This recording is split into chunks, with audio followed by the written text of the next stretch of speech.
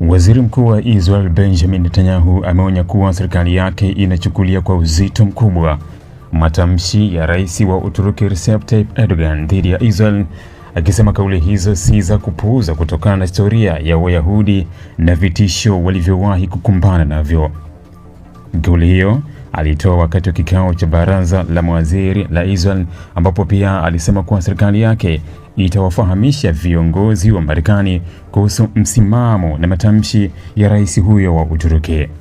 Netanyahu alisema karibuni kila siku Erdogan amekuwa akitoa kauli zinazotafsiriwa na Israel kuwa zinahamasisha kuangamizwa kwa taifa hilo. Kwa mujibu wa Netanyahu, historia imeifundisha Israel kwamba pale mtu anapotangaza hadharani nia ya kuiangamiza nchi hiyo, kauli hizo zinapaswa kuchukuliwa kwa uzito mkubwa badala ya kuzipuuzia.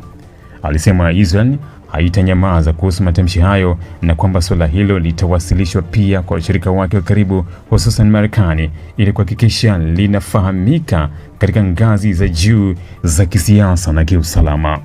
Kauli za Netanyahu zimekuja wakati ambapo viongozi wa Uturuki wameongeza ukosoaji wao dhidi ya Israel. Hivi karibuni, waziri wa mambo ya ndani wa Uturuki alitoa kauli akitaka nchi yake kuibomoa Jerusalem, kauli ambayo imezua wasiwasi mkubwa nchini Israel na kuchukuliwa kuwa sehemu ya ongezeko la mvutano wa kisiasa kati ya mataifa hayo mawili. Tangu kuanza kwa vita vilivyochochewa na shambulio la Oktoba 7 mwaka 2023, Erdogan amekuwa miongoni mwa viongozi wa dunia waliokosoa kwa nguvu zaidi operesheni za kijeshi za Israel ndani ya ukanda wa Gaza.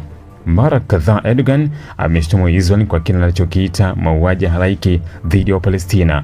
Ameunga mkono hati za kukamatwa zilizotolewa na mahakama ya kimataifa ya ICC dhidi ya viongozi wa Israel, na pia ameitaka Umoja wa Mataifa kufikiria hatua za kutumia nguvu kuizuia Israel. Katika mwezi Machi mwaka 2025, vyombo mbalimbali vya habari vya Magharibi na Israel viliripoti kuwa Erdogan, wakati wa dua maalum ya kumalizika kwa mwezi wa Ramadhani, aliomba Mungu aangamiza kila alichokiita Israel ya Kizayuni, kauli ambayo ilizidisha mvutano kati ya Ankara na Jerusalem na kuzua mjadala mkubwa katika diplomasia ya kimataifa. Wakati huo rais wa Marekani Donald Trump, ambaye mara nyingi amekuwa akimsifu Erdogan, hivi karibuni alidokeza kuwa Uturuki ingeweza kujiingiza katika vita vya Marekani na Israel dhidi ya Iran kwa kuunga mkono Teherani kutokana na msimamo wa Erdogan dhidi ya Israel. Hata hivyo, hakukuwa na dalili rasmi kutoka Uturuki kwamba ilikuwa inapanga kushiriki moja kwa moja katika mzozo huo. Katika siku hiyo, Trump alieleza kuwa utawala wake ulikuwa unaandaa mpango wa kuiuzia Uturuki silaha za kisasa kabla ya mkutano ujao wa NATO, silaha ambazo ni ndege za kivita aina ya Lockheed Martin F-35 pamoja na injini kadhaa za ndege za kijeshi.